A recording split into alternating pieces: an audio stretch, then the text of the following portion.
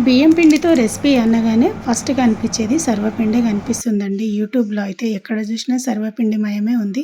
సర్లే తినడమే కానీ ఎప్పుడూ ట్రై చేయలేదు కదా! ఒకసారి ట్రై చేద్దామని అనుకుని ఈరోజైతే ట్రై చేస్తున్నాననమాట.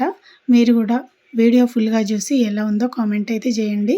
ముందుగా అందరికీ నమస్కారం. వెల్కమ్ టు మన పరిచయం. నేను మీ ఉమ. ఫస్ట్ అయితే నేను ఒక కప్పు బియ్యం పిండి తీసుకున్నాను. అందులో కొంచెం ఉప్పు, కారం, పసుపు, కొన్ని నువ్వులు, నానబెట్టిన శనగపప్పు, కొంచెం కరివేపాకు. ఇందులో అల్లం వెల్లుల్లి పేస్ట్ వేయాలా వద్దా నాకైతే తెలియదు. నేనైతే వేయలేదు. వీటన్నిటిని ఒకసారి చేతితో మొత్తం కలుపుకున్న తర్వాత వాటర్ తీసుకొని కొన్ని వాటర్ వేసుకుంటూ చపాతీ ముద్దలా కలుపుకోవాలన్నమాట. కలుపుకున్న తర్వాత ఒక కడాయి తీసుకొని అందులో ఆయిల్ పోసి దానిపైన ఈ ముద్దను పెట్టేసి చపాతీలాగా రౌండ్గా మొత్తం ఒత్తుకోవాలన్నమాట.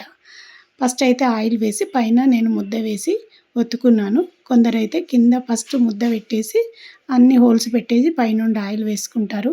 ఎలా చేసినా అలాగే వస్తుంది కాబట్టి నేనైతే ఇలా చేశాను. ఫస్ట్ టైం చేస్తున్నాను కాబట్టి అతుక్కుంటుందేమని భయము.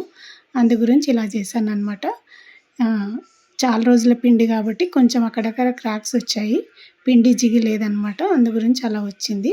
కానీ టేస్ట్ మాత్రం చాలా చాలా బాగా వచ్చేసింది. నేను ఎలా వస్తుందని భయపడ్డాను. చాలా నచ్చేసిందనమాట. దీన్నైతే ఒక 5 మినిట్స్ అలా ఉంచేసరికి మొత్తం కాలి ఇట్లా పాపడంలాగా పైకి వచ్చేసిందనమాట. మొత్తానికి సక్సెస్ఫుల్గా పూర్తి అయింది. టేస్ట్ మాత్రం అదిరిపోయింది. చాలా బాగుంది. దీన్ని ఎర్రకారంతో కానీ పెరుగుతో కానీ తింటే చాలా బాగుంది. మేమైతే పెరుగుతో తిన్నాము. అందరికీ నచ్చేసింది. చాలా బాగుంది. మీరు కూడా తప్పకుండా ట్రై చేయండి. వీడియో చూస్తున్న వాళ్ళు ఎవరైనా సబ్స్క్రైబ్ చేసుకోకపోతే సబ్స్క్రైబ్ చేసుకోండి. నచ్చితే లైక్ చేయండి, షేర్ చేయండి, కామెంట్ చేయండి. ఇలాంటి వీడియోలు ఇంకా ముందు మన చూడాలనుకుంటే మన ఛానల్ని ఫాలో చేయండి. నేనైతే ఫస్ట్ టైం చేశానండి. వీడియో చూస్తున్న వాళ్ళందరికీ థ్యాంక్ యూ.